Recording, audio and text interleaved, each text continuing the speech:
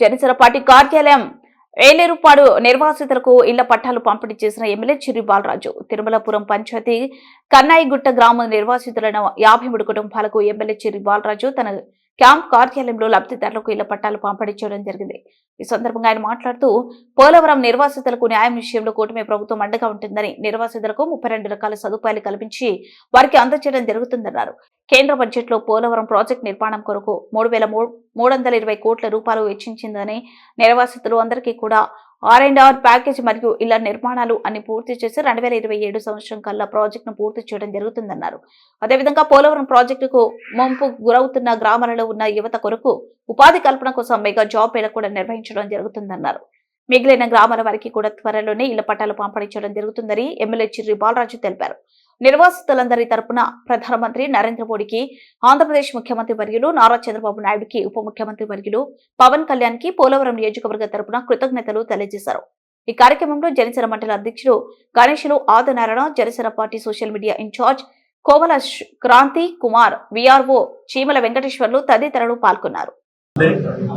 ఈరోజు కేంద్రం నుంచి ప్రత్యేకమైన నిధులు కేటాయించినటువంటి ప్రధానమంత్రి మోదీ గారికి పోలవరం నియోజకవర్గం తరఫున, అలాగే ఈ బడ్జెట్ ని తయారు చేసి ఇచ్చినటువంటి రాష్ట్ర ప్రభుత్వం ముఖ్యమంత్రి వర్యులు చంద్రబాబు నాయుడు గారికి, ఉప ముఖ్యమంత్రి వర్యులు పవన్ కళ్యాణ్ గారికి ప్రత్యేకమైన ధన్యవాదాలు తెలియజేస్తున్నాం. అలాగే ఈరోజు ప్రత్యేకించి పోలవరం ఇరిగేషన్ ప్రాజెక్టు గుంపు మండలాలు అయినటువంటి ఏలేరుపాడు మండలం తిరుమలాపురం పంచాయతీలో కన్నాయిగుట్ట గ్రామస్తులకి తాడువాయి గ్రామంలో 53 మందికి ఈరోజు ఇళ్ల పట్టాలు మన ఎన్డీఏ కూటమి ప్రభుత్వం తరఫున అందించడం జరిగింది.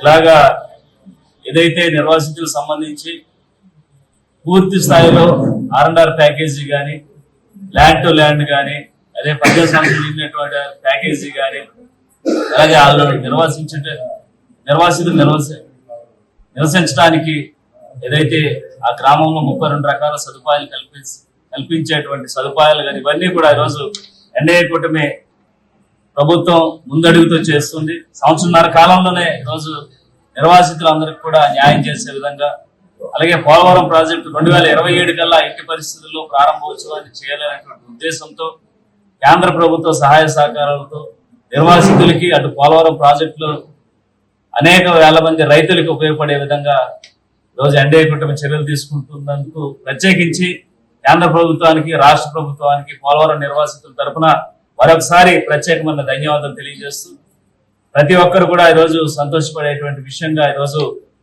కేంద్ర బడ్జెట్ రిలీజ్ చేయడం ఆరోగ్యానికి సంబంధించి, విద్యకు సంబంధించి, అలాగే నిర్వాసితులకు సంబంధించి, అమరావతికి సంబంధించి ప్రత్యేకమైన నిధులు కేటాయించినందుకు మరొకసారి మోదీ గారి ప్రభుత్వానికి ప్రత్యేకించి ధన్యవాదాలు తెలియజేస్తూ సెలవు తీసుకుంటాం.